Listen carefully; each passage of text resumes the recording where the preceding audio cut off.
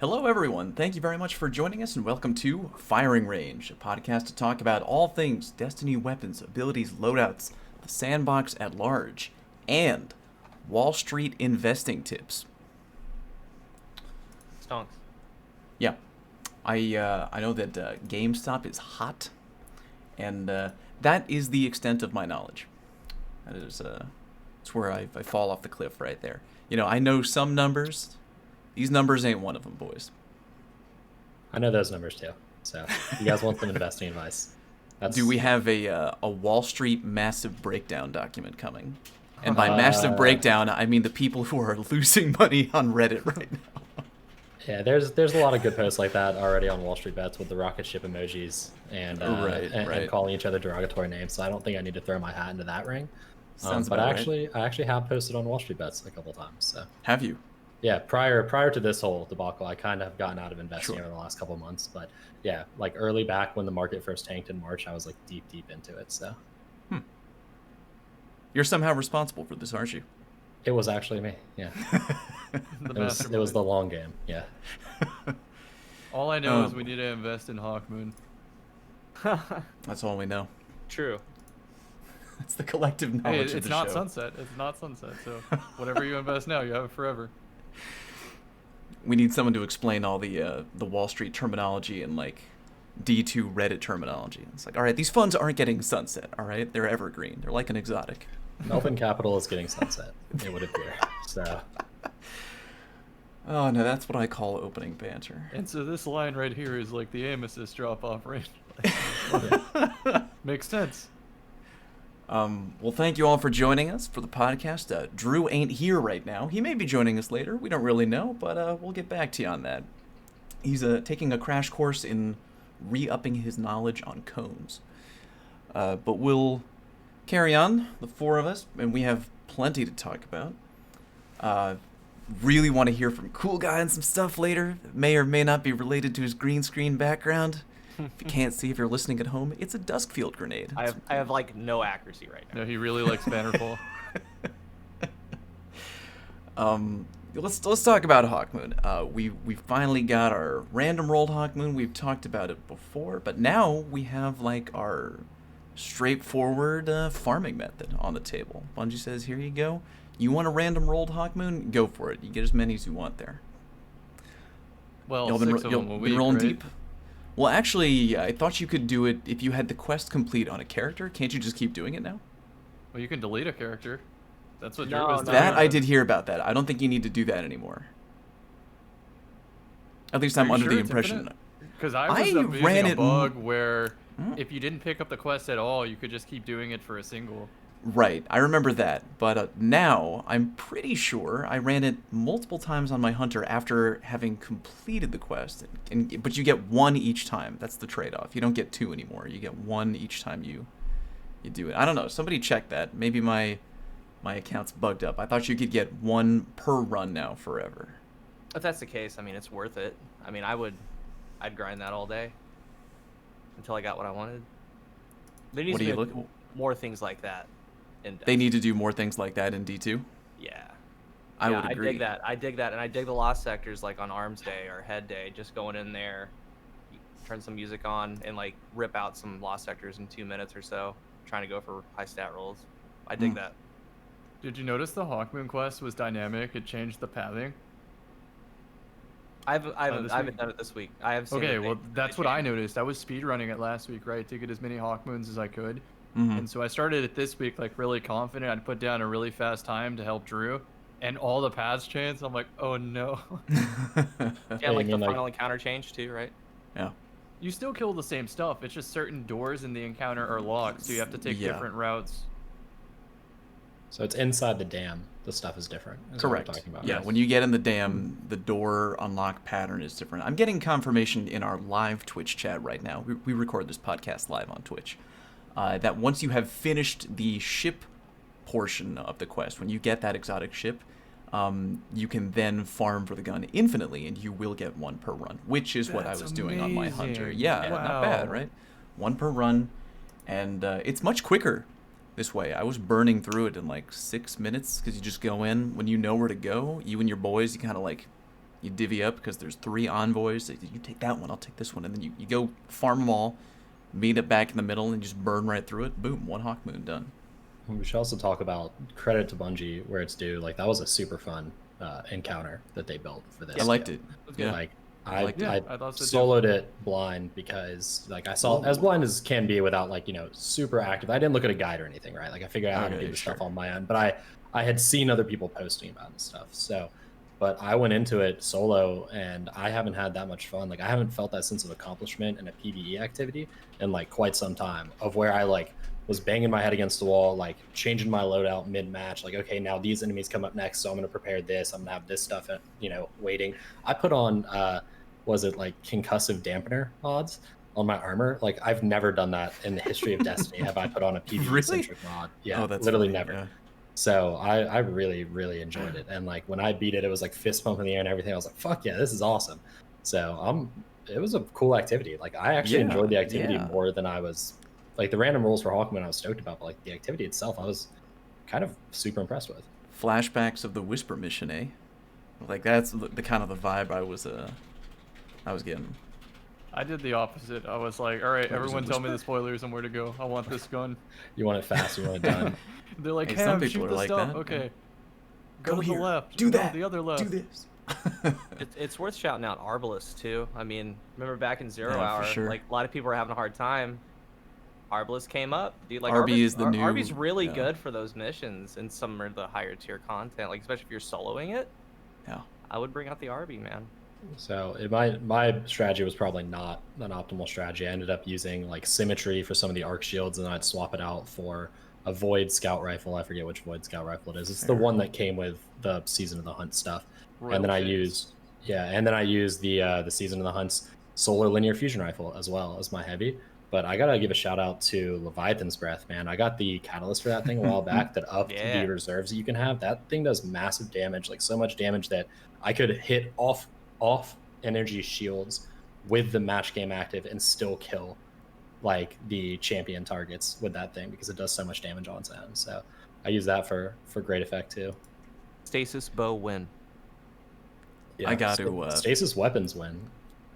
I don't want to jump around here. It makes me smile. I just checked the live Twitch chat real quick, and they're like, "Wow, Mercules, his mic, he sounds way better." Yeah, shout out to my Discord. We had an audio guy in there who pointed out that my sound quality rightfully was shit, and he said, "I bet there's some really simple stuff that you can do to make yourself sound a lot better." Yeah, sound great. He sounds great. Yeah, and so I figured, if I'm gonna do that, I might as well buy myself a webcam too, which is why I don't look like a pixelated mess. You sound as great as you look, buddy. Yeah, man, you sound like my inner Wholesome. conscience. Like, I hear it. Thanks, guys. That's why I wear the tank top tonight, because I was like, if they Attaboy. can see me in HD, I might as well show off these traps a little bit. He wanted to flex the buys and flex his solo Hawkmoon run, dude. He wanted to do the double flex. I thought for sure you'd have a full-fledged PvE Bastion build, dude. But like, you didn't say it. Like, I was totally hoping for it. No. You're like, it goes through shield. They did a good job with the Hawkmoon, though. I think I was actually enjoying looking for those random rolls, and I don't think I have quite pinned down that perfect god roll just yet. But I got some demigod rolls, like maybe 4 out of 5 or however many you're able to get, 3 out of 4 or something like that. They're all right, I'm ready for the Stairs of Envy over here. I got it within the first 6, both the god rolls. Okay, tell me what you got. The rangefinder max range, 67 stability, Chef's Kiss, and then the Eye of the Storm, same exact thing. Of course. Yep, first 6. But I continued running it for the opening shot one for posterity, but mostly because I was like, this mission's kind of fun to run really fast, and I wanted to learn that. It is. I was like kind of timing myself, trying to like perfect the run. You're turning it into like a Mario 64 speed run almost. You're like, shave down like 3 seconds. Awesome. Yeah, I was like, I could see myself grinding this out for a day or two, and chat's like, dude, you've been streaming for a day or two. I'm like, oh, okay, I'll chill. Oh, never mind. Yeah, I was looking for a hot opening shot roll, a hot rangefinder roll, and then the hot Eye of the Storm roll, which normally Eye of the Storm is sort of like a perk that I am a little wishy-washy on, because those perks that only kick in when you're a stone's throw away from death. but I feel like you feel it on the Hawkmoon. Oh yeah. And I think I saw a great clip from Cool Guy on yeah. Twitter where he's showing off the power of the slow motion zoom in of the Eye of the Storm and the bullet, like that Angelina Jolie movie, the bullet just curving right towards that guy's head. I love it. Like it curved that much, chat. Like it's pretty big. The guy was literally behind the corner. Like I could see his ear, and like I shot on my screen like a quarter of an inch to the left, and bam. I think what's really nice about Hawkmoon, a randomly rolled exotic, right? It's really nice because it can fit what you want to do. Like to me, I still think that the top 4 are Opening Shot, Killing Wind, Eye of the Storm, Rangefinder, and those are good for very specific things. Larger map, or if you're on M&K, Rangefinder. Controller, you get a lot of use out of Eye of Storm. M&K feels it too. If you're sniping, the Opening Shot one starts sounding really, really good. You know, so like that's what I like about it, and not to mention the grips. And like I could probably talk 20 minutes about grips. I would like for grips to roll on legendaries, like as an unlockable, just an extra thing on top if you choose to do so. Now, of course, it'd have to fit the weapon, like maybe a little SMG, put a little grip on there, kind of like Call of Duty, right? I think it's more customization for the weapon to get more handling, more stability, and a lot of those stats don't come from thin air. Like you need something, right? It's like if you need a reload, you can throw that on your gloves. If you know what I'm saying? Like stability. Not so much. You need skill tree to do it. You need a perk to do it. So if we were able to somehow unlock a grip and place it on legendary weapons, I think that that's a really good next step for the game. Maybe that's your Trials Adept weapon situation right there. Yeah. Maybe you go to the old Banshee, turn in a bunch of Trials tokens, or go to St. 14, you buy a grip, Adept grip, slap it on that legendary, boom, nailed it. It is weird that grips only roll on exotics. Like it very clearly was a perk that was made to go along. Like we have sights, we have scopes, we have barrels, we have magazine perks, we have ammo perks, and we have grips, which like seemingly fit in that like category of physical changes to the gun, right? And then they just were like, nope, exotics only. So it's like, it's kind of weird. Like, you know, it's just more stuff to grind for, right? Like, and like maybe that's how they get the exotics to have the higher base stats. I mean, you could just give an exotic a higher base stat, right? Like, I mean, look at Hawkmoon, right? Yeah, the stats are off the chart. How I look at it, because it could destroy the weapon, right? Like, say you get a randomly rolled bad grip, like maybe you don't want to put the grip on. So like, I look at it as like an unlockable thing that takes something, and you can choose to place that randomly rolled grip on there. Yeah, like, that makes a lot of sense. I think that'd be really, really cool. And like everything in the game would benefit from it. Everything, scouts, ARs, sidearms, all of it. Well, I mean, a grip on a sidearm. Yeah, it works. It works. Like anything in the game. Sniper rifles. Oh man, taking that to the fullest logical extent. You know, I know that this would not be anything that Destiny is, but I would love to just see the way we have it for armor. Like I would love for that to be the way it works for weapons too, right? Where you slot whatever perk you want in each given slot. Like you put the mag choice, and the grind would be then that you're grinding for the perks themselves, right? You know, they kind of, it's better for the players that like right now those things aren't consumable. They're just like one-time unlocks. But on a gun, it would kind of make sense that they're consumable, right? Because you're putting it on this gun, right? So the grind would be, you know, Banshee sells the stocks and the grips and the mag stuff because that's pretty basic, right? And then each activity drops a selection of like, you know, maybe you get Killing Wind from Nightfalls and Quick Play, or Nightfalls and Iron Banner, right? And maybe you get, you know, Kill Clip from Raids and Trials or something like that, right? I mean, obviously, don't take me at my word for those two suggestions because I can already hear people complaining about that. But and I quote, "Set up your killing machine. Keep going." Yeah. But I mean, making Banshee sound like a gunsmith. I don't know what's. I know, right? Like, and Amanda Holiday should sell ships and sparrows, but these are crazy. Right now. Yeah, these are crazy suggestions. What are you talking about? You're a madman. Was everyone here as surprised that Hawkmoon came with the catalyst already? I was. I had no idea. idea. The catalyst itself being that amazing. Yeah. That changed the gun for me. I was originally like on team opening shot, but as soon as I saw the catalyst, I was like, let's rethink that. Dive into that thought a little more. I think the people want to hear about that. So having opening shot does make a lot of sense, right? Because it gives you the first, and then if you land the first headshot, the catalyst activates, which gives you more range and handling and reload, but not stability. Accuracy. So I'm thinking rangefinder to combat 120s is the better call for me. And using that catalyst to tiptoe onto 120 RPM range. That's the way I'm finding the most success with it.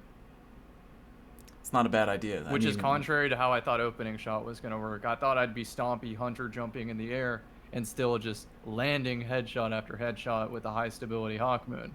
Nope, not the case. It still misses. So I keep it planted and dual 120s with rangefinder. It's not a bad idea. I mean, especially considering how many freaking 120s are out there right now. I think they're like the... What was that? Yeah, there's a few. There's a few. Yeah, there's a good few. And there's a couple coming on February 9th, they said. Yeah. Or is it coming day one of the new season, or just coming at some point in the new season, whenever that might be? I hope that there's an energy. I'm sure there would be an energy. I'd be shocked if there weren't an energy. Yeah, there's got to be one. You know, I've found, like, I really enjoy the Killing Wind Hawkmoon in 6v6. I would never use it in Trials. You know, I use the Eye of Storm one in Trials, and the rangefinder one, I still need to get it. But, like, what worries me is I would feel confident trying to duel them where I shouldn't be. Like, I know that it has rangefinder. Like, I would want full bore. So it would be at its max point, plus you're getting a little bit of range when you're tapping shots. It would have to be, like, map specific and lane specific. I would need to try it out. Do you find yourself challenging 120s and immediately, like, after the first shot, you're like, I made a bad mistake. I need to get it. You know what I'm saying? That's what I know what you're saying. With some of them, yes. With others, no. Hawkmoon has this sense where I'm not really having to pinpoint aim at a distance like I would with other hand cannons. I can still aim at the health bar range across the map, and it still gives me headshots. That's something that no other 140, and I would dare to say even some 120s don't get away with. The only one I can think of is Ostringer. Yeah, Ostringer did feel like that. But it did have Eye of the Storm and rangefinder on the same gun. Yeah, it is so good. Do you guys think any other exotics in the game right now would also benefit, like, very strongly from getting a random rolled option? All of them. Literally every single one. I mean, they would make every exotic weapon better to have random rolls. Like, specifically Mida multi-tool. Give it a use for Outlaw, please. Killing Wind Mida with Outlaw? Sure. Killing Wind sounds really fun on Mida. I don't even know that you could give all of them, like, the ability to roll a perk as well, right? Because some exotic guns have 2 perks, right? Like, they have their own trait that's built in with them. But even if you just gave them magazine, grip, and barrel, I mean, that would make a substantial difference in how some of these that does sound nice. That would be enough. And it's Hear not like me out on the Hawkmoon design philosophy. Cool guy, go first. No, it's like, you know, when an exotic, like, I haven't got an exotic weapon, and because they don't drop once you have them all. Like, it'd be interesting to load up that loophole again, knowing that you're gonna get a randomly variant. You know, I think that'd be pretty sweet. Care about Xur for the first time in, like, geez, 2 years, 3 years. Like, when was the last time I cared about Xur? Every week, bro. It's very. He's I mean, like 69 stats, baby. If you go and he has a hot armor roll, then I'm like, okay, I see you, Xur. But, like, most of the time, I just, especially with the weapon portion, I never. It's only to check to see if he has hot armor rolls, because we have all the weapons by now. And it's like, it's the same. Who cares about the weapon? You're just like, oh, that's what he's selling? Whatever, we out. But if he gave some kind of random roll with, like, a little, even just that little tweak, because people might be like, oh, I don't know, like, Telesto with better handling. Who can, like, whatever. Like, give us a little spice. I feel like Xur has a bias with the strength stat. He's like, yo, take this exotic that normally benefits from recovery, but take strength instead. It's so always funny. Yeah. Watching Fallout's videos, he does his Minute Xur videos every week. He's like, yeah, yo, this roll, and, you know, if you're new to the game, he's selling Skyburner's Oath. And, like, he tries to explain that, you know. He has been selling a bunch of strength stuff lately. It's just like, it's almost taunting you, right? It's like a 67 armor or like a 68 armor roll, and you're like, damn, son, like, that's really powerful, but I don't really need a 30 strength. Like, that's a sweet foe tracer, man. All right. Yeah. Oh, Lord. Well, freaking A. Okay, so Hawkmoon design philosophy, right? Oh, Cammy, it used to be in D1, right? Destiny 1. The luck in the chamber was the identity of Hawkmoon, right? It's lucky. Yes. Isn't the it magic kind bullet. of funny that indeed too, to get the Hawkmoon you want, you have to be lucky. So it also breaks the rules of exotics by doing what legendaries do, and it's the only exotic that does that, which in my opinion makes it exotic if it's the only one that does it. Mind blown? Right, that's what I'm getting. Like, design wise, I think Hawkmoon's really clever. I do too. It's a good gun. I'm a fan. As long as we got all the con out of our system, though, we could move on because there are other things to chat about that I know we're so excited to get to. Yeah. Mainly focusing around what else? Stasis. We were going to talk about the 3.0.2 patch to the game, which adjusted Whisper of Fissures and the performance of Shatter Dive. Allegedly. Do we need to go in and paint a picture here? I feel like we kind of don't for people who might be listening to the show. If you're familiar with the D2 meta, you know, those icy classes, those cold classes, they came in kind of hot. And I think Drew was one of the first people who I talked to who was like, this combo is like business right here on paper. It just absolutely clowns people. Which was the combination of a Hunter Shatter Dive and the Whisper of Fissures fragment, which improves the damage output or gives more damage to each glacier exploding from your glacial nade. And people picked up on that real quick once the info got out, and it's just, for the longest time, was just crushing the meta. People Quite literally. Crushing quite literally the meta. People were Shattering dreams. very active about their dreams being shattered. And Bungie put forth the first change. We don't know if they're going to leave it this way, if they're going to do additional tuning with patch 3.0.2. And I'll just give a little background from my personal experience with it, because I've already put out 2 videos on this. The first one, I was kind of under the impression that it really hadn't done anything at all. I was really skeptical that they had actually flipped the switch. I thought it might have been a situation where, oh yeah, we put it out, and then behind the scenes, no, nothing. Because I went into private matches with a bunch of people, and like, damage. First I went into a game, flat out just nuking people. So I put out that information, and then spoke to a couple people. Shout out to Kujay. I'm sure you guys are familiar with Kujay. I know Cool Guys for sure. Good dude. And learned a little bit more about the nature of how Fissures interacts with Glacial, and put out an update. If you want to know, try to give a TLDR here.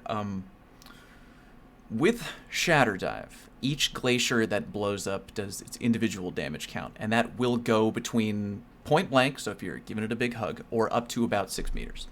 Now, if you're 6 meters away, further than 6 meters away from the glacial nade being exploded, on its own, you will take no damage. From 6 meters to 9 meters only, you'll take only extra damage from Whisper of Fissures. Sort of like the glacier nade damage only goes from point blank to 6 meters, and will include Fissures damage if you have that turned on. But after 6 meters, only Fissures will touch you. And the bulk of the damage not coming from Fissures, coming from the glacier nade itself. So the nerf is in effect, but it's still strong to the point where it can nuke all but 2 roaming supers at close range. I've been kind of ranting for a little bit here. I want to make sure people are totally wrapping their head around what's going on here. So I've definitely seen it come down less. To me, the biggest thing that you notice is the cutoff of the damage when you're further away, because pre 3.0.2 you could be so far and your health bar would just deplete, like just instantly. The damage drop off was so forgiving for the hunter, and now you have to be, you can get a consistent kill within 5 meters still, but after you push back to 5, 6, 7, that's when you really start to see the decline. So I feel like if Drew were here, the quote that he had originally that I still partially agree with is that you can make a play with Duskfield running into a room knowing that you can make an overly aggressive play if you wanted to, with not no punishment, but like less punishment. What do you guys feel about the change to Shatter Dive with 3.0? With Glacier and Shatter Dive, yeah. Okay. That you can still run into a room and make a play, and you don't have to think about it as much, but it's been toned down. But what do you guys think? I am a Shatter Dive main, and I pretty much have been the entire time, right? I was on board with the, like, we need to nerf Whispers, like the potential for triples and quads. Like, when people are within 10 meters, I can just basically wipe the floor with everyone. It's like a little mini Fist of Havoc. I do not think that it is. I think I've played 50 games of PvP since the update, and I think I've gotten like 2 double kills with it since then, right? I still get a lot of single kills. I still use it relatively effectively against supers, albeit, you know, now I don't even try on Behemoths anymore, whereas before I would like at least try, and maybe if they'd taken like some chip damage, I could kill them. Now I don't even try to kill Behemoths anymore. Sure. But you know, the other supers, I'm glad. I actually thought it was going to hurt against supers way worse, and the fact that it's still useful and can still kill them is music to my ears. But I think it's now a lot closer to like a version of shoulder charge, where it's a single kill guarantee against the person if you direct hit them, which is pretty much what I'm doing. Like, now I use it for defense. When someone aggressively pushes me, I throw the glacial grenade straight down at the ground and Shatter Dive straight down. Right, I'm using it far less as like an aggressive attacking tool, and far more as a defending aggressive rushing tool. Right, so like the script is completely flipped for me in terms of how I use it. It's still effective. I'm still getting, you know, if I have a 35 kill game, I'm probably getting 5 or 6 kills in that game. Right, but at the same time, when I have a 35 kill game on my Titan, I'm getting 5 to 6 kills with shoulder charge too. So it's like, you know, if I still hear a lot of people saying that it needs to be tuned down more. Some of the people are saying it shouldn't kill any roaming supers. I'm not in that camp. I think everything should kill roaming supers. I think fucking, you know, 720 SMG should kill roaming supers. But, you know, taking that aside, I think that if you just cut supers out of it, because I'll always disagree with those people, but if you look at how it's used right now, I think it's fine. Like, it's still strong, and it's still a good ability, probably one of the best abilities in terms of lethality. But, I mean, in 50 games, I've been killed by it twice so far. So it's like, it is what kills me a lot more. And I know Cool Guy's going to feel this. Duskfield grenades. Like, and Behemoth supers. Like, those two things, if we're going to look at the priority list of things that I think Bungie needs to address, I don't think you can, in good faith, say that Shatter Dive is, like, still up there. And, like, it's oppressive. It's probably, there are probably much more important things that are at the top of that list right now, I would say. For the record, I partially agree. I want to make a correct, just a personal clarification. When we're talking about people being like, oh, I don't think it should be able to kill supers. And we're talking about, like, oh, I want a lot of things to kill supers. Me too, but my goal for accomplishing that is taking the, if we're doing the teeter-totter vision here, let's take the side where the roaming supers are in the air. Let's just lower that down so it's like here. So more things are able to kill roaming supers, not just the sailing into a block of ice type thing. Right. I agree. My view just on making that, sure. Yeah. I agree. I mean, I would like for a lot more things to take out supers, but the facts are they don't, and this one does, right? So when you look at the full kit, like, this is how I think of Stasis.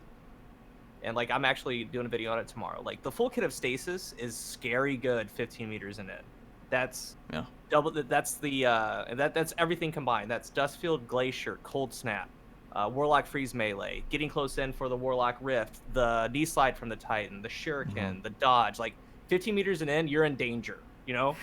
And the issue is, like, we were playing light subclasses, and, like, the video is going to be talking about light subclasses and the ones that can actually compete against Stasis, because there's like 20 that don't. And why they don't is because they have one good thing, and once that good thing is spent, they're done. Like, if you take, we were doing Trials cards, I was using Top Tree Voidwalker. Top Tree Voidwalker has the Axion Bolt, the Super Axion Bolt, you throw it, it has Bloom, so it makes people move, right? After that, I got a Charged Melee and my Slovo Bomb. Like, what else do you got? But there are other kits, Top Tree Dawn, Top Tree Sentinel, Chaos Reach, that can combat their one ability that they miss. Like, you have Storm Grenade. If not, you have the Lightning Ball Melee. You have Pulse Wave. You have a whole bunch of good things, right? It's like, we were playing on, this last Trials Exodus map. Blue. Exodus Blue. Like, we were playing as 3-peakers, and we got our super after the first round because we're using double dynamo. It's like, okay, we're finally going to rush them. I got first super, popped it. It's like the 3 Remnant Hunters just look at each other. Hey, man, you got a Glacier Grenade? No, you. Oh, yeah, you. So he throws it on me. I get frozen. They Shatter Die me. Like, It's so dangerous in CQC, and nothing else is like that. Nothing else. It's like that's where I'm coming from. I mean, and it's not that I love Stasis. Dude. I play Stasis. I backers. I've been known to backers a little bit. Like I love Stasis. It's good. It's a good dynamic to the game. But there are things they need to make a decision. Like where are we going with the game? They came in really hot. Really, they did, really hot. Yeah. So I'm gonna pour one out for my Arc Strider, Middle Tree, and I guess any Titan shield variant. Everything. If you block, you die to the ice. It's That's so sad. They not even freezing you, right? Just like they throw a glacier somewhat in front of you a couple of feet, and you still die while blocking. You should be able to deflect the shards back like a cartoon helicopter or something. But even on the Titan shield, you could be blocking, and they can double shuriken you even though you're blocking, and it'll freeze you, and then you're done. But what we've noticed is Cam and I have done a whole bunch of light subclass follows runs. Like we did Aeon Swift, Arc Strider. I did see that. That was funny. We've done Precious Scars Sentinel, Athers's Embrace, Bottom Tree Gunslinger. Like it can be done, but what kind of happens is it's either everyone's kind of running at each other like rams, just shattering each other and dodging and like dust fielding, or you're not going to play that and like you can't be aggressive with them. Like even popping an Arc Strider going, like you're going to die, you know? That's kind of what I've seen. You have to make them duel you. That is true. Merc, I wanted to throw a little extra, throw a couple numbers your way and just get an initial thought on it. So we all know that different roaming supers have different levels of beefiness in terms of their incoming damage reduction number, right? So, and with every case, it's the same across the board, right? So if you got the Sentinel Titan with whatever it is, like 50 whatever %, he's going to take 50% less from the hand cannon shot you give him. He's going to take 50% less from the sniper shot, 50% less from the glacier dive that you throw at him, right? Mm-hmm. So with the Behemoth Titan, which was what originally threw me off in my first attempt to look into the 3.0.2 patch, the Behemoth Titan was taking like almost no damage to the point where I was like, well, like it's the only one playing by the rules. They must have not applied to the other classes because they're all getting one shot, and the Behemoth is like laughing at me when I try to glacier dive him, even in like a private match. So we know that the Behemoth, the Glacial Quake, is the strongest damage resistant super, 60% damage reduction, which is like insane. 60% not across the board. The only one I've looked at so far that takes less damage from a glacial shatter dive than any other class. The number for that, they take the damage percent reduction number, 90% reduced damage from a glacier shatter dive. So something clearly is not right there. I don't know if that's punch him for more. Yeah, I don't know if that's intended. I don't know if that's not intended. I feel like it can't be. It's the only class I've looked at that has a different percent number of like, I just don't want to take damage from a glacier. I just don't want to. The Behemoths lore-wise, the Behemoths should heal from you shatter diving it. That would explain my experiences in PvP, where if I see a Behemoth at this one time, it's like, oh, I'm just gonna go run away for half a minute, right? Like I'll just run pretty much for 30 seconds. It's no good for anybody. Yeah, you just cry when they pop, and everyone hears that noise that I can't even imitate it. I mean, I think it's pretty universally understood that like 50% should be the maximum damage resistance for like any roaming super. I would agree. You know, if you want to do that, then sure, bring Shatter Dive's damage down because a lot more stuff's going to kill him and that's not going to be important. Or don't, because it won't make a difference one way or the other because a ton of stuff will kill him, right? Mm-hmm. So it won't be the only thing. Like roaming supers are, and I was debating with someone the other day on Twitter about this, but like roaming supers are at the current point in time, they're a win button. Like you push the button, you get a super, you're very nearly unbeatable to the majority of players, and then you get the duration of that super to basically continue to just get kills as long as you don't make a mistake, right? And the Behemoth is the best example of that because it literally is almost unbeatable. So you just get to roam around the map for 30 seconds with ridiculous mobility, and you area of effect freeze people, you area of effect shatter people, you get a super jump that lets you launch across the map. Like, it's the most crazy thing I've ever seen. The power creep on supers is insane compared to the fact that everything else in the game, like melee damage when you look at it, is 20% lower across the board than it was in D1, right? Grenades are 20% weaker across the board than they are in D1. Weapons are still weaker than they were in D1. Supers, 20 times better. for like no reason at all. So that's this weird dichotomy to me of like, I guess they thought that was the best way to make casual players enjoy it. Was like every 3.5 minutes you get a win button and just push it and have fun. That's the power fantasy button. Yeah, you don't miss. That was a really good explanation of that. That was, yeah. And they did pre-balance by making Stasis cooldowns longer. You know, I don't notice that, to be honest. I don't really. I mean, it's 10, feel like I it's don't. like 10 to 15 seconds on average, right? It's like the super for, you know, a tier 10 intellect is like what 350 something. For Stasis, it's like 402. Like, you do have an advantage in that, but like it will win the round. Like when the Behemoth gets his super and you aren't on point, it will win the round. There are very few things that can take it out. Hell, they nerfed 90 RPM adaptive frame sniper rifles to not be able to take out super. Like, you know what? We want you to use high impacts to take out supers. Well, the Behemoth comes out, the high impact can't take out the Behemoth. Like, you need Vorpal weapon on there. Arbalest can't do a tier 10. Like, one of the better things to do is just to cold snap it and hit it with the Vorpal Fellwinter, but then you're using Fellwinter and people are getting upset because you're using Fellwinter. Like, it's just, it goes on and on.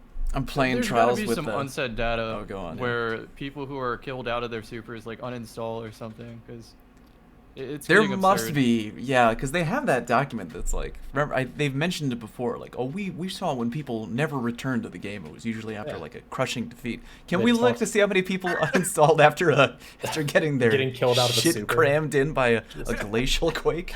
Even I feel like as strong as they are right now, Middle Tree Arcstrider and then just like Devil's Ruin, Vorpal weapons, etc. I've gotten really good at taking out supers simply because I have like 12 opportunities a game to practice it. It's like mayhem for me in particular. I become the high value target by irking everybody in the lobby, and they're like, yeah, that dude right there, I'm gonna super him. Get him. No, and then like almost immediately for most of the stuff in the game, because he's in Raiju, he's like, I canceled fallback because like he can't catch him. No. Oh, let me explain something today. This was the funniest Arcstrider clip I've got all month. This dude was using Arcstrider, and he was saving it for me for an Arcstrider duel, right? So I menued, I switched to Devil's Ruin. I popped the Strider right in his face. We both swipe at each other, clash. He makes the move of backing up while blocking. I cancel, charge up Devil's Ruin, and end it. Did you hit a button on your Elgato Stream Deck and start playing Duel of the Fates while that 1v1 was going down? That's pretty His sweet. teammate also popped the Winter's Wraith or whatever, the Warlock one, and just like immediately avenged him, but it was still cool for like 2 seconds. I had a really fun experience, and then Stasis is like the TL. It's the TL, story, for season 12. Yeah. Dude, I'm playing Trials with Cool Guy, and we're diving so deep into our kit to try and like Combat Stasis. and combat Stasis without using Stasis. We're trying to do it with like light stuff, but we got like two or three behemoths on the other team. It's like that SpongeBob meme when he opens up the kit for Old Reliable and he's got the jellyfishing net. Cool Guy's like, time to break out Old Reliable. It's the Vorpal Trophy Hunter sniper rifle. Try and take on It'll the behemoth. It will, yeah. He hit a couple of clips, man. I started abandoning the Vorpal Fellwinter because I'm not shotgunning a behemoth. They have the short range freeze and all the mobility. Like it's I same thing started with using an Bastion, SMG dude. instead. You gonna pray to whatever god that you're praying to that the best Right. you get it is a trade. Like maybe Merchant, I get a really trade. want to hammer it in. So this super is hyper mobile, has a defensive option by making crystals, which means it can regen while you're busy breaking crystals. It can slide to break crystals if you like throw a glacier nade to block vision or a door or something. Then it has the damage resistance on top of that, and it lasts 30 seconds. Can I just say something real quick? I feel like so many people forget that you can throw a grenade when you're in your super, like, and I feel like especially for the behemoth, like, Bro, I throw throwing knives in my guns. kind of crazy. Like for the behemoth, think about like if you're in a rare situation where the enemy team is on point with their team shooting, and you're about to get knocked out. Glacier and boom, now you're protected, and like they have to break and shoot the wall while you can recover your health. Or like they're shooting you. Oh hi, have a quick dusk field, and like I only hit you for 1 second with the dusk field before you got out of it. Cool, you're still slowed and your accuracy cone is effed up, and like I've already closed 30 feet on you with the left click button. So like, Waits to fun. reassess the situation. Oh, I still got 28 seconds left. Yeah, I'm good. I'm feeling good here. You shadowed me, but it did 12.8 damage. Good I'm just gonna go ahead and lap this. I'll meet you at spawn. If we'll it's take a gonna quick stay lap. like this, like give me a legendary weapon drop for every one of the behemoths I kill, please. Like, it'll add up. We started off on a talk about Shatter Dive and Fissures. Kind of got on that Behemoth train, but it's worthwhile conversation here. I mean, like, I just want to say, be though, talked about. I do like Stasis, man. I love it, actually. Me too. I like playing it. It's a nice mix-up to the sandbox. It's fun. It really is. Yeah, you know, it gets frustrating, but like once you figure out how to like use the light subclasses, we've used a ton, man. Like it's fun trying to combat it because you see patterns and like there are little holes within the Stasis kit, but like you got to hit them right or else you're done. But I do enjoy it. I do enjoy Stasis. I see the potential there because when you use it and you play around with all the toolkit gives you, it's fun, sure. Does it need work? Yeah. If you're asking me, I think it does. I think it needs work, but I do think that the potential is there. Bring the light subclasses up, right? Like, cool guy's right. Like, a lot of them have one good thing that they do, and then a lot of other stuff that sucks. And I said this when Stasis first came out, but like, you look at what Duskfield does as a grenade. You look at what Glacier does as a grenade. Like, there are multiple incredibly good things about those grenades. If that was a light grenade, it would do one of them. Like, Duskfield would just pull, and that was it. This is a really great time. Normally we don't dive into the community questions until later, which people provide us on Twitter before the show. Seems really just kind of triggered one in my brain right there when you mentioned that. I'm just going to throw this one into the conversation from Friggin' Duck on Twitter, who writes, in the TWAB 2 weeks ago, January 14th, Bungie mentioned that they wanted to improve the Gunplay 2 ability game in PvP. I do remember them saying that, but they also wanted to, quote, pull up other underperforming light subclasses. These sound like conflicting statements to me. How do you guys make sense of that? Increased primary ease of use. That is flat out the only thing that needs to be done for that statement to become true. You can leave the abilities exactly as they are right now, because again, like I said, almost all abilities across the board are weaker than they were in D1, and the only time we really had an ability-focused meta in D1 was the very, very end, when they completely shit on the special ammo economy, and they had nerfed every primary weapon down to the weakest state it had ever been in, right? Like, that was the only time. If you made primary weapons easier to use, don't even have to kill any faster, just easier to use, less crit reliant, better base stability, right? Stuff like that. You don't even have to give them more aim assist, right? Like, you could just do those two things, and a reduction in primary flinch would also be pretty nice. If you did those things, you'll see people gravitate towards them more, and it clears the air a little bit for you to make other abilities as powerful as Stasis abilities are. That's a fair answer. That's well put. Yeah. Are we talking universal, or are we talking like the underperforming? Because like obviously 180 scouts, 200 scouts. I think we're talking pulses. Are we talking like 140 hand cannons doing 2 head 1 body, like the whole? Yeah, I would imagine say we're talking universal. everything here. Obviously, some stuff could come up more than other stuff would, right? Because like if you're talking about a world where Bungie wants the gunplay to exceed the ability spam going on in PvP, you're going to need to help out more than just the underperforming weapons, right? We're not talking about raising up those who need a little extra pull. We're talking about bringing everything up to the fact where it's like you go into PvP and the thing that you see more than anything else, especially in trials or whatever, is just the gunplay, mostly gunplay. I think you would need like kind of a universal retooling of weapon usability. At the risk of dominating this conversation, like, I had this discussion with someone on Twitter too, and they were arguing against putting 140 hand cannons back to like 1 head, 2 body time, optimal, right? Time to kill is the same, but 1 head, 2 body, which is how they were in D1. And they were arguing against it, and they say, no, that decreases the skill gap. That decreases the skill gap. I said, no, it doesn't. Because what you have right now is if you rely on 3 crits, that means whoever is great at their movement and is jumping in the air basically now has to stick Icarus onto it in order to reliably get 3 crits when they're actually utilizing the movement ability to the fullest. In D1, you didn't have to do that. In D1, you could utilize your movement ability to the fullest, and if you were good, you could still reliably get that optimal TTK, right? Bad players, on the other hand, could still reliably get the optimal TTK, but only if they were just like planted on the ground and kind of just standing still and not really moving a ton, right? It doesn't decrease the skill gap, it moves the entire skill gap upwards, right? Just because you aren't dropping the optimal TTK doesn't mean that you are not raising the possible skill ceiling, because when you make a gun easier to use, people can do way more with that gun in their hands and still get the optimal TTK.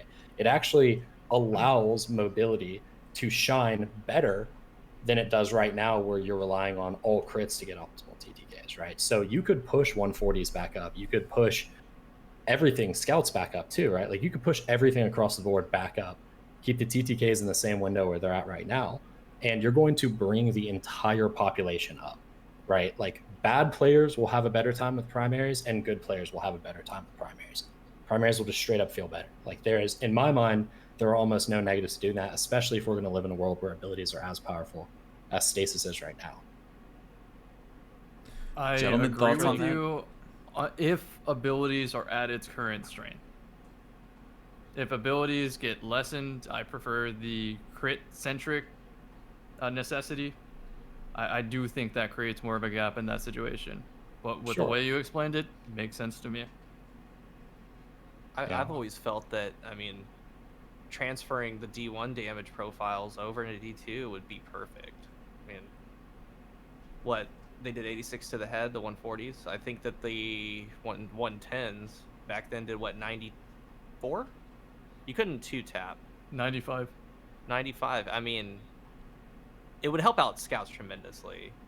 I mean, essentially, it just, everything was a lot more lenient.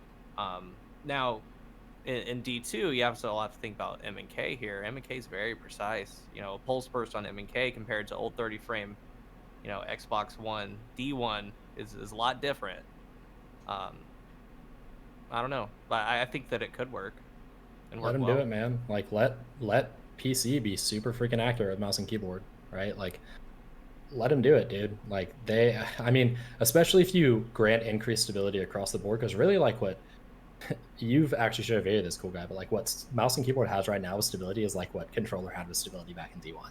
Yeah. Like they really just like nerfed controller stability a massive amount, right? Like give that back to controller, and then sure, like let mouse and keyboard be hyper accurate. Like if the game plays at an entirely different level on mouse and keyboard because players are able to achieve a lot more, then, you know, my personal belief is like, fine, cool. Like let it be a slightly different ecosystem. I really don't care. I'll play on Xbox or wherever I want to play. If there are super disgustingly good players on PC because of what they can achieve with a mouse and keyboard, that's their input system of choice. Let them do it. What do you think, Fallout? What was that? What do you think? Oh, you're calling me out, aren't you? I want to hear your thoughts. Well, I'm in a weird, I'm just in a weird position because, like, you read that in the TWAB where you're like, hey, you know what? We want to make sure that the other light classes get, like, brought up to the level of, you know, where they can hang with Stasis. And, like, part of me is like, yeah, because, like you mentioned, there's a good 20, and you're not making that number up. There's a lot of classes that have real difficult time hanging with everything that Stasis brings to the table. So like there's part of me that's like, yeah, that sounds good, let's do that. But then there's the other part of me that's like, well, hold on. Like, does that mean that there's going to be more stuff on the field, like everything we've gone over today, more things on the field that potentially rival the power of Duskfield, of the Titan 30-foot slide, of the Warlock Shadebinder melee? Because I'm like, well, this is starting to sound a little crazy in my head, but like, I don't know. It's we always walk on this very fine tight line where we want the fun of the subclasses. It's like space magic, dude. It's fun when you use what the toolkit brings to the table. It can be extremely fun. But then on the other side, it's like, well, I don't want my games to be completely dominated by just people chilling in rooms and charging their abilities and, you know, getting. How many times did we get like quad Duskfielded in trials like the other night? Like, it's just insane. From someone third person peeking, lining it up from behind. Sword hilting around the corner. Oh, they're right where I want them to be. Give them the good suck with a double Duskfield into a whatever. So it's like, oh, damn it. Like, I still feel like my perfect vision of the game is where, you know, the weapon skill is in the forefront. It's paramount. And maybe we have the insane power fantasy maybe a little dialed up in like PvE to a degree, if they can make it work. And then in PvP, it's still there, but it's kind of on the back burner to like the movement and the gunplay and all that. That's sort of my thoughts on it. But I know it's hard to to achieve a game that would be like that probably. My personal preference was the early D2 system, where abilities were kind of an afterthought and weapons were more at the forefront. And within those weapons, there were some that if you hit all your precision shots, you got a faster time to kill. So I would use the old 110 hand cannon and just clap a lobby with it repeatedly, and I'd get the first super. I'd use the first super. Game would end before another person even gets a super. I like that system. However, if you're talking about abilities versus gunplay with abilities this strong, I still agree with what Merc said. If you make the weapons easier to use, it's harder to have success with those abilities. Yeah, I mean, we had one-hit kill grenades, like all kinds of grenades could one-hit kill you in D1. Incendiaries, trip mines, all kinds of stickies with crazy tracking, right? Stickies with crazy tracking existed the entirety of D1 and didn't actually become good until like the last 9 months of D1, right? Like they were a meme build up until that point, and then because everything else got nerfed down, including primaries and mostly special ammo, like then they became really super frustrating to play against. But they were a freaking meme before that, despite the fact that they were one-hit kill stickies. Can you imagine constant one-hit kill stickies in D2 right now? Like how frustrating that would be to play against. And that's with us having a shit ton of special ammo, arguably too much special ammo, because of the way the ecosystem works right now. The only difference between those things, so more special ammo, right? Stronger supers, and yet they'd be more frustrating. Why? Because our primaries suck by comparison. Like our primaries, the gun that most people have in their hands, I probably shouldn't say this as a generalization, but most people have in their hands a majority of the time is weak. And not only that, but they're like hard to use. Like stability is trash on controller, like flinch is off the charts bad in some instances, especially with 120s being as prevalent as they are now. Like the primaries are hard to use. So of course people crutch shotguns all the time, or they crutch abilities when the abilities are good. Because if your primaries don't feel great to use and you're given a ridiculously overpowered grenade, like what are you going to do? You're going to spec into the grenade and you're going to use the shit out of it. I mean, PvP players, I mean, strongly addicted to one-hit kills, right? And you look at the Destiny 2 sandbox. We started primary versus primary. I enjoyed it. I thought the TTK was off. I mean, I don't want better double 4-shot kills.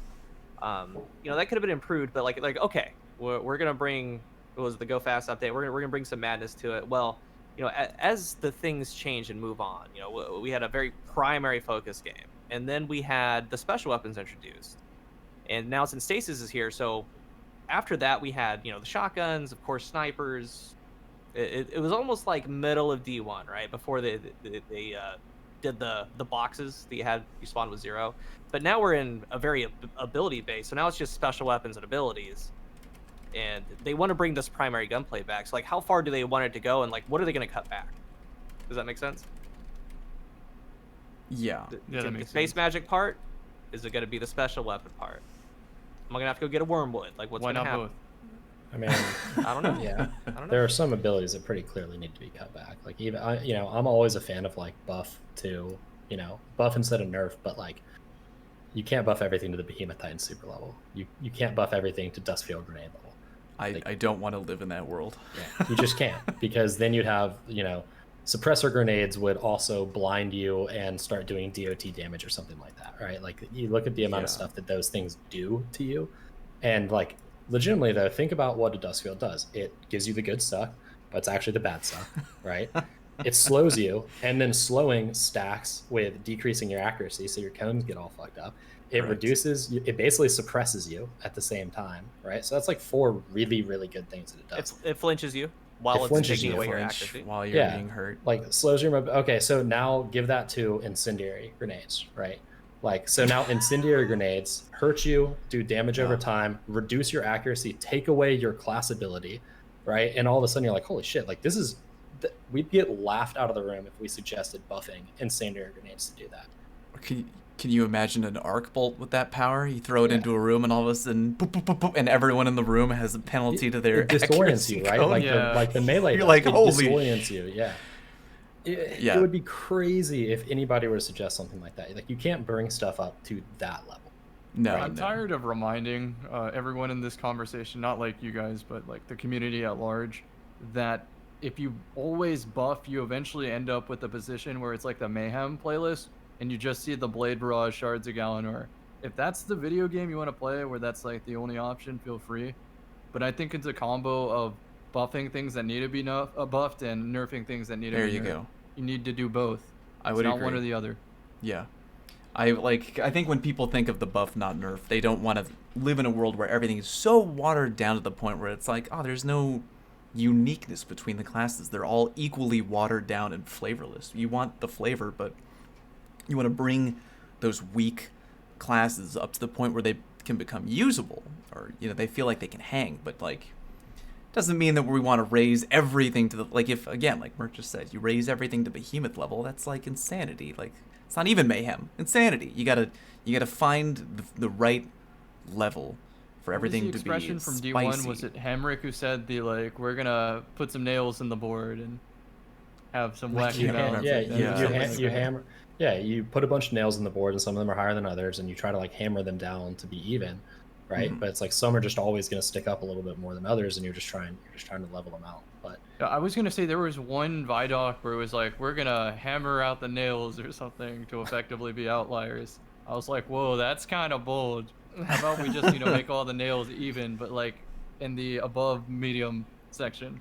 The light subclasses need to follow suit of Top Tree Dawnblade. Top Tree Dawnblade is the most complete subclass in the game for PvP, in my opinion. It has everything. Yeah. It has ranged melee. It has, anything with stasis, it can counter, right? If I would do, when we were playing on in the corner there in Pacifica, I know they were 3-peeking me. I would just go up and I would immediately dodge back, and eventually I would get a little bit close. They throw that dust field, and I already Icarus dashed out. Like, it can counter everything. If a Behemoth comes, eat the grenade, take to the sky. If he's still hunting you down, you pop your super, you dot away, or you take him out. Like, it's a very complete sub. And with the light subclasses, I don't think that they have the resources to put in the aspect fragment system. Like, that's a complete overhaul to like the entirety of the game, right? I don't think that they would do that. So it'd have to be like perks, if that makes sense. It'd have to be like, and honestly, they might dip in the well of D1, like Viking Funeral. You'll pull some things out for Sunsinger. And I'd be okay with that. I really would, because like it's in the current sandbox. If you use Well of Radiance in PvP, like, yeah, you can heal your grenades, but like you pop that well down, they'll just be behind a corner. They'll pull you out with a dust field. They'll freeze you. You get like they'll glacier dive you. Everything trashes it, right? So like you can't do anything. You can't do anything. There's definitely commonalities among the top classes. It used to be just Top Tree Dawnblade in its lonesome S tier. And now with the Stasis, you have Revenant and Behemoth, which share the commonalities of a movement ability. That's Shatter Dive and the Behemoth melee, where it can fly out of dust fields. Eat you off the map. Then you have the neutral game, which is obviously the nades and melee. Then you have the super, which is either a Ice Tornado, an invincible Behemoth, or a flying, fast, mobile Dawnblade that can float off map. All three S tier, in my opinion. Yeah, they're all good. And I'm happy to have at least 3 options instead of 1 option. But like everyone's been saying, I'd rather see a lot more on the bottom get brought up. For sure. I wanted to thank Friggin' Duck for bringing up that question on Twitter. Yeah, I thought that was a pretty good little mini rabbit hole to dive down there. I wanted to hand the microphone over to Cool Guy for a little bit. I mean, we've already been briefly talking about it, but he put together a really interesting video on the old YouTube channel about the power of the SUCC. If you haven't watched it yet, really suggest that you do. He's Cool Guy went in. He's talking about the power of the Duskfield nade, and the SUCC might be a little too good, Cool Guy. Yeah, it's the first time ever when we've complained about the SUCC being too good. Well, it sucks, man, because it. As someone who covers the game, and I'm pretty sure everyone here can kind of get this feeling, it's like, dude, some things need to be talked about. Like, it's one thing to say that, this, I mean, of course, like, the general idea is, yeah, it sucks being slowed. It sucks being frozen. Like, I get it. But, with the Dustfield grenade, I mean, it focuses on slow. And, like, I'm cool with that. Like, if I were to get caught in it and it kind of slows me down for a second and then I can pick up some speed and go, I'm cool. But, like, with slow and the dusk field, and I want to read that list, what Merc was saying. So, It's going to reduce your movement speed. It reduces your ability regeneration rate. It suppresses your movement abilities, your jump, your dodge. It reduces all the weaponing stats, such as ADS speed, movement speed, weapon reload speed, weapon handling, weapon kick direction, and it tanks your accuracy. So with that being said, and then there are 3 things that it does that it shouldn't do, and I'll talk about that too. But, you have to kind of think here. Everyone thinks that, it's the only way to combat 3 peekers. I'm like, really think about it in your head. They're doing that too. Like, they're looking at a sword, looking down the hallway, and like, you're getting ready to throw your dust field. Well, they just poke out with their sword. They don't have to stow the sword. They're still in third person. They just throw the dust field on you. Like, they do it to you, right? You do it to them, they do it to you. But the act of being slow. That's what I would agree with. Yeah. It works both ways. It works both ways. Like, the act of being slowed. There's a fast timer, and I forget, it takes like a second maybe. It's really quick. 2, 3, 4, 5, 6, 7, and then you're frozen, right? So it sucks you to the middle. You have 2 options. It's fight or flight. You have to do one of them. You're either going to fight them. Well, if you fight them, and like say you had 1 bullet in your magazine, you literally can't get off a reload on any weapon in the game before you're frozen. So you're done. If you try to strafe out one way, it needs to be immediate, because if you aren't directly on it, you're going to get frozen. You need to have 8 mobility or higher to get out of it. But like, the issue is, if you do stay to fight in that dust field because you're sucked in the middle and you're trying to get out, the accuracy stat is so tanked. Like, in the last word, it's comical. You can't land anything. There's been many times where I've had people one-shot, literally nothing will register. And like, that happens with the hunter throwing as well, like a shuriken. If they hit you in the body for 4 seconds, it's like you're in the air, your accuracy cone is this big. It's a coin flip if you're gonna land your shot. Like, I think that's just a little bit too much. And like, especially go back to D1, I was a huge advocate of like, you should never miss anything that you're clearly aiming at. Like, that's the worst feeling in a game. It's bad, like, what are we doing here, right? What are we doing here? But the other option is just to run away. So like, what am I gonna do? He's already pulled me out in the open. I need to get out or I'm gonna get frozen. I'm not returning fire, so I'm just gonna die, right? So like, let me do one of them. Let me get out, or let me aim my shots while I'm inside. The other thing that it does is it freezes things, as we know. And I talk about in the video, like, it freezes Titan barricades, it freezes enemy glacier grenades, it freezes friendly glacier grenades. So that means, and I have clips in the video, that, let's say a Behemoth gets done with their super, or like me and Fallout are playing Trials, we're in the back, it's almost like Final Round from Destiny 1. We're in the back, he throws down the glacier, I throw my dust field on it, it freezes, and the issue with it freezing is it does it over and over. So Hedron's does a 10-second damage buff, but what happens is it goes to 9, then 10, then 9, then 10. So like, it's actually 15 seconds that I can just run around and I hit 197 of the body with an aggressive frame sniper, just bodying people. Like, those things shouldn't be in there. But like, my real issue with the dust field grenade is the effects of slow, because like, I can imagine, like, the Warlock doesn't have any slow yet. The Warlock's going to get slow, I feel, for either a fragment or an aspect. It has to. It has the dust field, but that's it. Like, it has the dust field, yeah. But like I said, 15 meters and in the Stasis is just so lethal, man. And the entire of them have that kit. All of them have that kit. And then it's just like the special things, like the slow dodge. But it's weird because like, as they start nerfing things, one of this thing is gonna really rise to the top. And like, if it does, it will. But to me, as we were talking about, if you buff everything up to dust, to Dustfield, what it does, it's kind of, we're in a weird spot, of over buffing things to get on that level, because it is too strong, I think. Yeah, like, what I think is just every time I look at that list, like, I feel like I could show that list to my Twitch chat every week for a year, and like, someone in the chat would learn for the first time, like, slow messes with your weapon accuracy. It's like, yeah, it does a lot of things, man. It's just, you would think that just on paper it would be like, oh, I got hit with the dusk field, like, my screen turns a little blue and I can't move, but like, oh, I got out, I'm okay now. It's like, does a lot of things. It's that one clip that you put on Twitter is just like laughably absurd, when you were on Widow's Court. Yeah, and you have that moment where so many people have had that moment. Like, you're hitting him with the Hawkmoon. He gets pulled into cool guy gets pulled into a duskfield nade.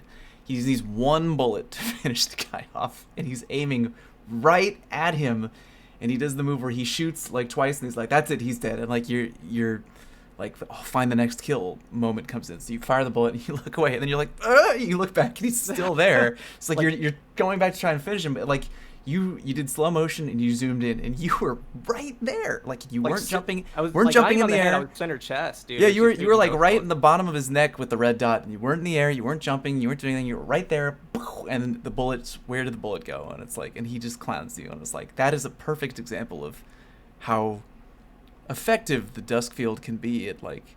I just feel like, why is it so many things? Why is it all those things? Why can't it just be like, I feel like pulling people out from corners, especially in the current state of the game. That would have been great like, because like we're plagued by the 3-peeking. It's like, oh, here's a grenade to suck people from around a corner. I'd be like, perfect. We don't need any of that other stuff. Like that's plenty. Like here's what they thought. They thought, you know what high mobility FPS players hate is being slowed down. So in addition to slowing them down, let's also make them wildly inaccurate, which we proved that they hate in D1. So people really, really hate this. They really won't like this. And in the meeting, they were like, genius. Let's ship it. Done. And thus we got Duskfield grenades. So I don't know why slow does any of that stuff. Like I understand the mobility effect of it, like you said, and the suck of the grenade, but like why it affects your accuracy, why it affects like the handling of the weapons, and like that's just crazy to me. Like that's so much ridiculous overkill. And honestly, if you cut a bunch of that stuff out, like the grenades would still be good, right? Yeah, but it would be more in line with what the other grenades have, where it's like this is the effect that it does. Like it has one effect, it suppresses, it does damage over time. Like it's the one thing it does. It pulls you out. It doesn't affect your accuracy. It doesn't do anything else. Like sure. I think the freeze time needs to be a little slower to freeze you. Yeah, you can't 100%. Even walk out of it sometimes. Yeah, you can't. Yeah. I think if they're going to take away something, they could also improve the charge rate of it so you have more of them. And I still feel like that would be significantly less obnoxious than what it is now. But I'd also like to see kind of how the Behemoth gets to use its melee, or Gunplay gets to use the Icarus dash to just immediately get out. Find some way to work a mechanic, kind of like breaking out of freeze, where if you're slowed, you get to hit your melee button and you fly. It's like shoulder charge out or something at the cost of your melee. They use a grenade, you give up a melee, back in the fight. The Dustfield's better than a tether in a lot of ways, dude. Like I was running Top Tree Storm. Dude, I was running Top Tree Storm, and I was coming around a corner. He threw a Dustfield, so I got sucked into the middle. You can't ionic blink out of the Dustfield. So like I'm just like slowly creeping out of the Dustfield. Freeze. And freeze. That is the saddest. Like I don't mean I almost cut that rant of yours short because like. I didn't even think about that. Like that's like an absurd thought, right? That a grenade would be better than an unintended shutdown super. It's true. There's no activation time on the Duskfield. As soon as that thing hits the floor, you're woo. You sucked right over. I would run Shatter Grenade or Shatter Dive combo, Glacier Grenade over Tether. Yeah, dude. If I had run me that. Too. Yeah, I was a Tether main prior to Beyond Light, and oh God. Shatter Dive is so much more effective at shutting down supers than Tether is. That like isn't that crazy? Like that's the kind of level like when I think of Stasis. Like, Tether also is just actual shit. Tether was shit before Beyond Light came out too. It needed some strong help just to compete with the other light subclasses. Now it's like not even on the radar. I would rather have a hunter coming at me, trying to shut me. If I have my hand cannon, hunter coming at me from like a mid-range trying to shut me down, I would rather them try to tether me than for them to challenge a Behemoth Titan with a Duskfield nade. I don't mean a Glacial Quake Titan. I just mean a regular Behemoth Titan with a Duskfield nade. I would rather take the tether. Behemoth aside, I think the Duskfield does a better job than Suppressor nade. It also does that too. Yeah, I mean the suppressor can full shut down a super where it like actually kicks them out of it, which is nice. But like Cool Guy said, I've thrown Duskfield grenades, and if the super doesn't handle it well, they'll get frozen multiple times inside the grenade. Like if they panic and they try to pull the wrong way and go out the wrong way, like they'll get frozen multiple times inside of it. And it's funny watching a super like struggle inside of a grenade. Good God. Well, yeah, I'll strongly urge the people at home, if you want to learn more about the absurdity of the power of the Duskfield nade, please check out Cool Guy's video. It was really well made. It made me angry, so like, I think it did a good job. And let's move on to some community questions. We got some time here. We got a couple of minutes. We already tapped through one. I'm sure we could find a couple other questions here. Here's one from Doughboy. Do we need a Weapons 2.0 update? I think they're referring to the change that they made, the Armor 2.0 update, which is kind of like a sweeping change to how Armor functions. Guy was saying maybe add a grip. That's a start. That's a good start. Yeah. I would love to see that, but it would take a fundamental rework of the loot system for weapons, right? Like there'd have to be something else to chase. My suggestion was that you combine all of like how many Suros auto rifles did we have back in like early D2, right? And they were like all the exact same thing. It's really just like, so I was like, just make it a Suros auto rifle and then make all those other paint schemes ornaments, right? And like the chase is for the ornaments. You get ornaments from different vendors, ornaments from different activities. You get a Suros auto rifle frame.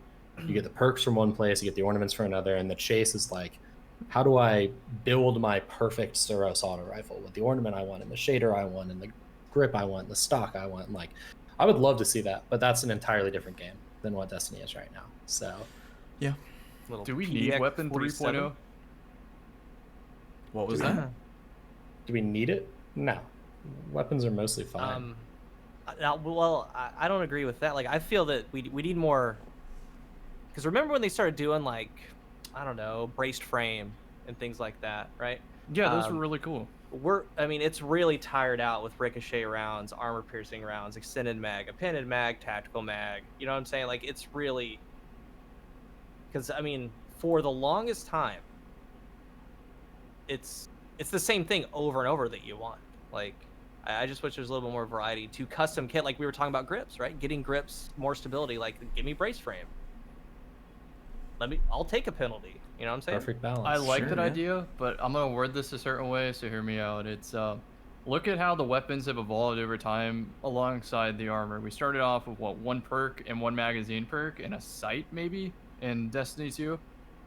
Then we got the second perk.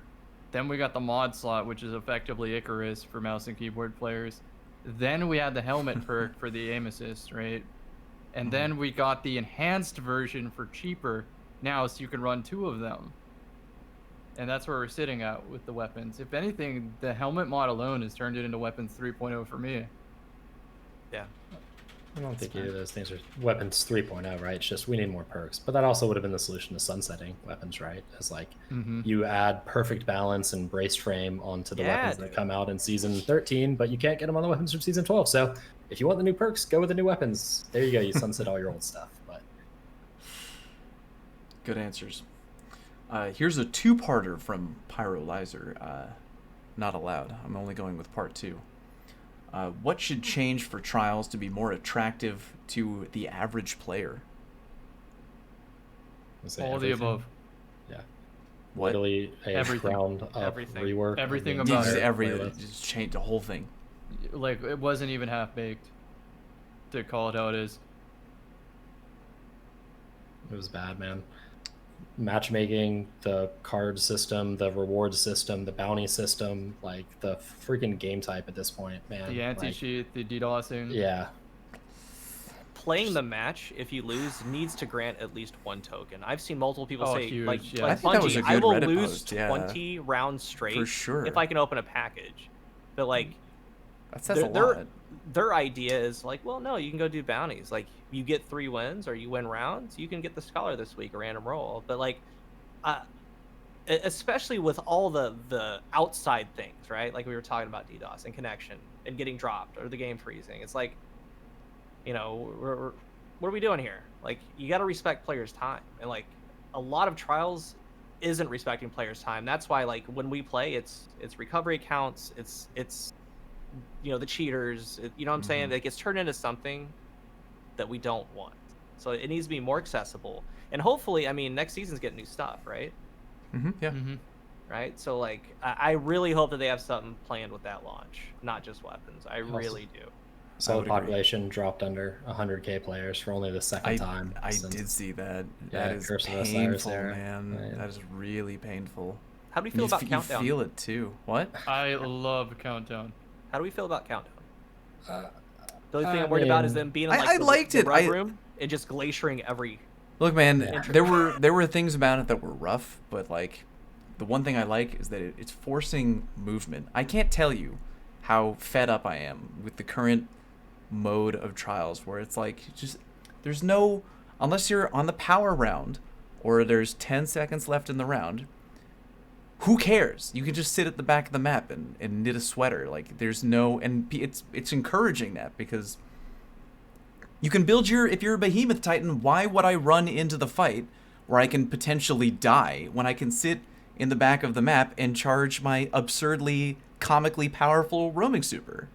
You know what I mean? At least there are game types that, like, I would like something to encourage movement. Make people move. Like, Rift, you know what man. I mean? Trials Rift. Just 3v3 Rift.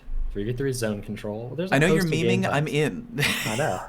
At this point, it can't be any worse, right? Like, at least can't. people would play for the uniqueness of that weekend, right? And just cycle it out or something. But like, everything needs to change. If you have a population of 100,000 players, less than 100,000 players playing over an entire weekend, I guarantee there's not a lot of Johnny Two Sticks rolling in there with his buddies trying to get their first flawless, because you know, they get shit on 3 games in a row by Recubs or a cheater on PC, and they're done, man. Like, they're done. There's nothing for the casual player there. I'm not even a casual player. Cool guy, I felt bad about this, but you hit me up with Cammy the other night, and you were like, "You trying to play some trials?" And I was like, honestly, no, man. Like, I'm enjoying myself right now. Like, I'm having a good time. Like, I respect that so much. I'm having a good night. I don't really want to ruin it right now. I don't want to go into I trials. hate trials. I think it's a terrible game mode. I always thought that, but it's the one place in Destiny besides Iron Banner right now that has power level enabled. So what that means is I get to use the cleaner sandbox. Whereas if I go back into Control, they could realistically use Provoker or Mountaintop 24/7, and there's nothing I can do about that. They don't yet, but if there wasn't an alternative, I feel like they would. I mean, it's honestly to a point to where, like, the regular player, they're not going flawless. Like we were talking about at Cam, like, it's even hard to do pickup games, dude. No, I looked up the session history of a cheater. Even cheaters don't go flawless. Yeah, something. I don't know if I should say yippee or cry to that information, right? Like what think does about that mean? The gilded title next season, right? Get your gilded flawless. Like, good luck with that. Good God, I knew that question would make me feel a certain way. Yeah, good answer. I like the first thing Cammy said. What would you change? Everything. Just change it all. I do think there is some validity to saying that they could have copy pasted from D1 exactly the same, just to cash in on the nostalgia, and I think that's a good play on their part. But it should have been exactly copy paste and with upgrades ready to go down the future, because you could read it from a mile away. It's always a bad game mode, but if people fill into it and they enjoy it for the short time that they do, that's fine. Just have something ready to replace it. The only thing I would say is, like, the idea of trials, it's a good idea to have like a pinnacle end game thing. But the problem is when you make something that's pinnacle end game and you actually go all in on the, like, make it pinnacle end game, then it's not accessible to everyone else, which means the population bleeds, which means the pinnacle players play each other, which means we end up where we are right now, where it just, everything sucks. The idea is a cool idea. Every single thing about the execution has been botched so far. Everything, dude. Like, you know how many times I've gotten a 57 stat pinnacle helmet? Like, everything sucks about it. It's like, maybe you play, like... Yeah, so bad. You know, D1 at least had, like, all the bounties and had everything. They need to pull a lot from D1, honestly. And, like, vendors from D1. This is, I mean, there's like an entire... There's like this whole game that we left behind, and we're now, what, 4 years from that game, and we still haven't gotten back to, like, the basic functionality that they had nailed in the first game. Like, vendors were great. It's a whole thing. Yeah, I like man. that so much. We could do a whole episode on. I get on my own Twitch chat so much for people feel like they're obligated to play Trials for the loot. Like Merc said, I'm just not feeling it. That's perfectly okay. You're not crazy. That's the right choice. You don't need the ISOL, you don't need the Astral Horizon. While I still think Astral Horizon is a best in slot, look at what the current weapon meta is. It's 120 hand cannons anyway, so you're going to use an energy shotgun. And if for some reason you had to and you're not capable of going flawless, I think you'd be just fine with the chaperone. Yeah, probably. Good question. Moving on, here's one from Thomas Allred. If you could have one new game mode for Crucible, like Capture the Flag, Oddball, King of the Hill, etc., I'm assuming they just mean any classic FPS game type, which one would you pick for our current sandbox? Can I make one up? Hell yeah. All right, this is like Infection. but it's with I'm on board. Okay. Yeah, okay. It's with Risk Runner and Trinity Ghoul. Everyone starts off with Trinity Ghoul. If you die, your next life you spawn with Risk Runner. The last Trinity Ghoul alive is the winner. Dude, we should just do that. Do you want to just do a custom game and play that? I'm not even kidding. We should play that. That's great. There's a lot they could bring in terms of game modes. Like, that's another thing that, like, they had better game modes in D1. Like, zone control was a ton of fun. Rift was a ton of fun. Those actually force you to move around the map, which we have nothing. So, like, can I say any game mode that forces you to, like, get up off your ass and move? Because 100%. That would be fine for me. Bingo. Double thumbs up. Remember revised salvage? In early salvage, you could ignore the point and be better off. Yeah. That's a funny memory. In fact, on Twitter, I saw a D1 Crucible trailer was trending, right? And it showed off all the game modes in D1. And in my head, I was reading it in a monotone voice. That's Clash. That's Clash with extra steps. That's also Clash with extra steps. Oh, look, Clash with extra steps. Another Clash with extra steps. I'm going Oddball. I loved Oddball back in the day from Halo, especially like Halo 2. Oh, dude, Halo 2 is like my jam. Just like Oddball, MLG Oddball on Lockout, bro. That was such a great game type. I dug that so hard. Forced movement, because you couldn't just sit back and hold your favorite map control position. The other team's got the ball. You got to work together to like collapse, and it's challenging for the team with the ball because like there's in Halo it was like 4v4, so one of them is holding the ball. So do you hold the ball to keep the points, or you quickly drop it to try and help your buddy with the team shot and then pick it up? And like, do you dump the ball over the side of the map? Do you leave it in for a teammate to maybe pick it up? I thought it was a great game type. I would really like to see how it we should call it God Ball, where it's just like a mini version of the Traveler. I mean, they're there, dude. Yes. Yes. It's terrible that you just came up with God Ball right now and holding a Traveler. Yeah. And Shaq saying, like, ball taken, ball dropped. I could hear Shaq's puns. It looks like you really dropped the ball, Guardian. So bad. I'm sorry. No, Twitch chat, come back. Yeah, they all left. Cool guy, what's your answer? Come on, don't leave me hanging here. The more I thought, because like I immediately thought about Oddball. Like, nah, dude, like you get ability to out, dude. You get double skipped. Like I would, if we were playing Oddball, we would all be running Shinobi's back. Yep. Yeah, you might be right about that. So like I think like a rotating King of the Hill. Crazy King. I pitched an idea when I was at one of the community summits of a PvP map. It was like a free-for-all and it was round-based, but it was a PvP map in the Infinite Forest, and it started really big and sections of the forest disappeared, kind of like the Apex Legends or Fortnite like storm forcing you into the center. Right? And it would be like super, it'd be like a 12-man free-for-all, and it'd be super, super quick. Like the rounds would be like 90 seconds. Right? And it would just be an elimination, like a one elimination type thing, or like a 60-second round where like everybody started on the outside, and then almost immediately like the chunks started disappearing. And it like forced everyone into the center. And then like after a minute, whoever the person who won that round was, like it just cycled through, and it'd be like 3 rounds, and then it'd be the next game. So it was like super, super fast games. So there's like the map shrinks.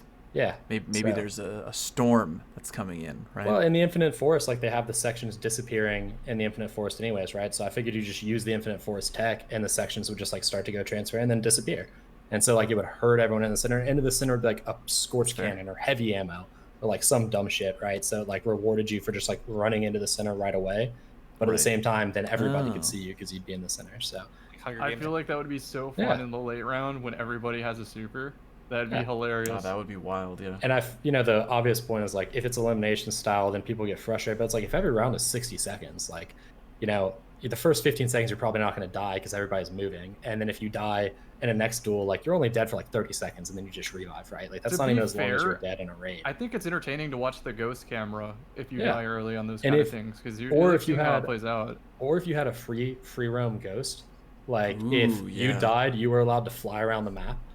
Like something like that would even help you occupy the time. And as long as it cycled fast enough, the last part would be like the center would drop out. So you couldn't camp, right?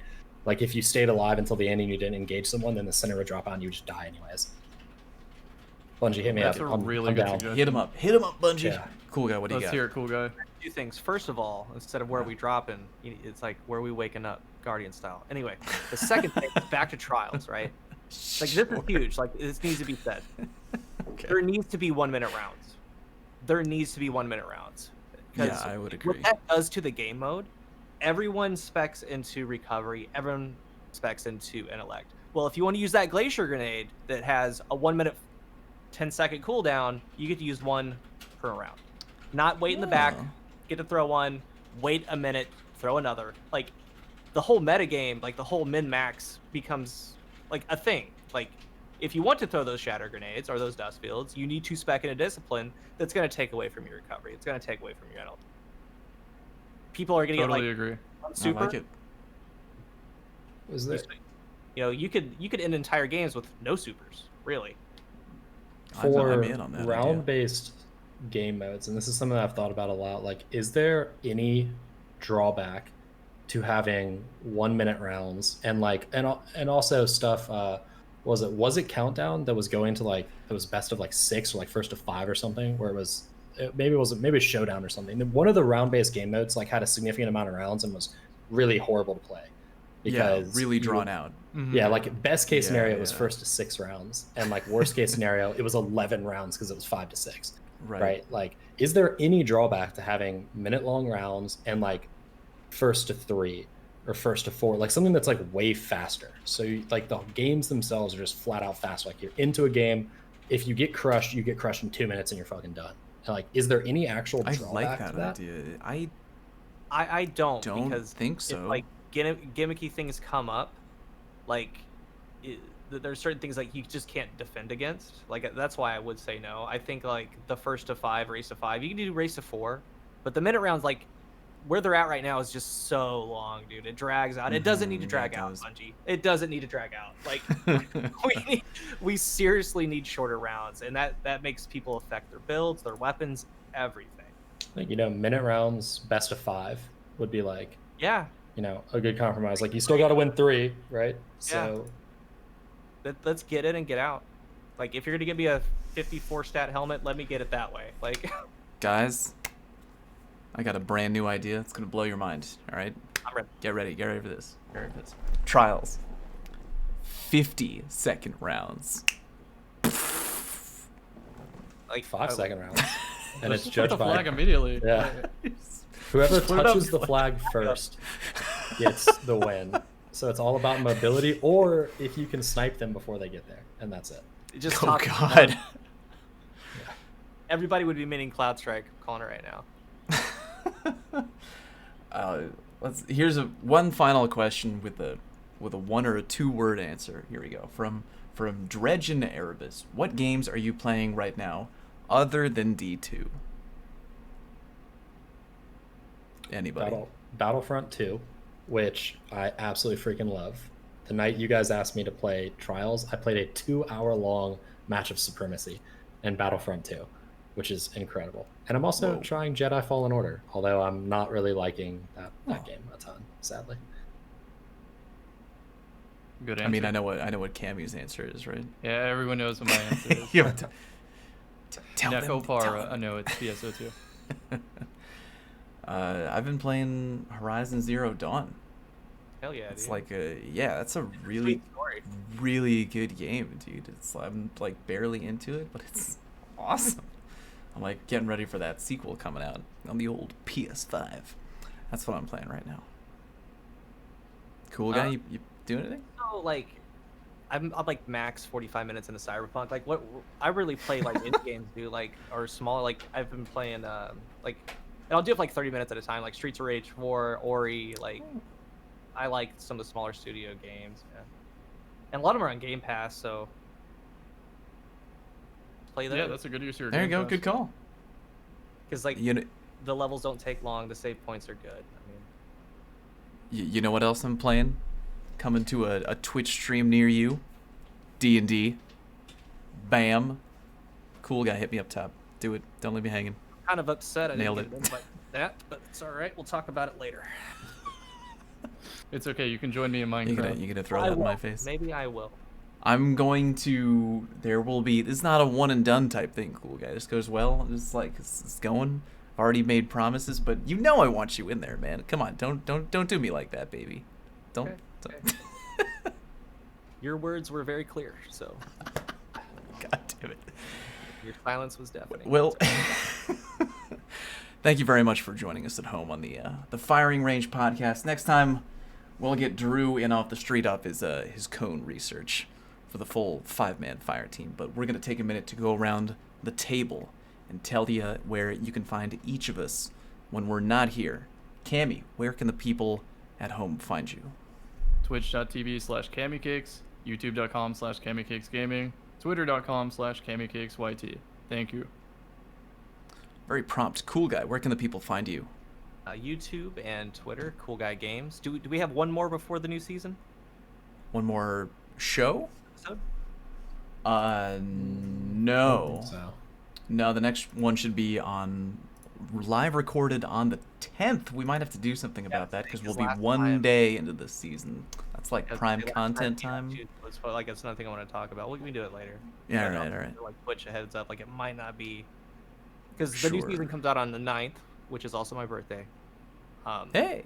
So I will be streaming. Just say hi. That's all I want. Just come say hi to me while I'm streaming. Wish him a happy birthday. Do it. Just do it. Do it. Just do or it. not. Or not. It's cool too. Don't not do it. Just do it. Merc, where can the people find you? They can find me on Twitter at Mercules904 and on the Destiny Massive Breakdowns podcast as well, wherever you listen to podcasts. And also find me on Wall Street Bets if you're looking for some investment talk. Good God. My I'm Fallout. You can find me on YouTube at youtube.com/FalloutPlays, twitch.tv/FalloutPlays, and on Twitter at FalloutPlays. And for Drew, he's not here. We'll plug him. We like the kid. What is it? youtube.com/Drewsky's channel. Okay. Twitch.tv/Drewskys. Drewskys with an S at the end. Drewskys with an S at the end on Twitter. GG. There. Go check him out for all cone-related talks. Thank you very much for joining us for Firing Range. We appreciate all of you. Have a great one, and we will catch you next time.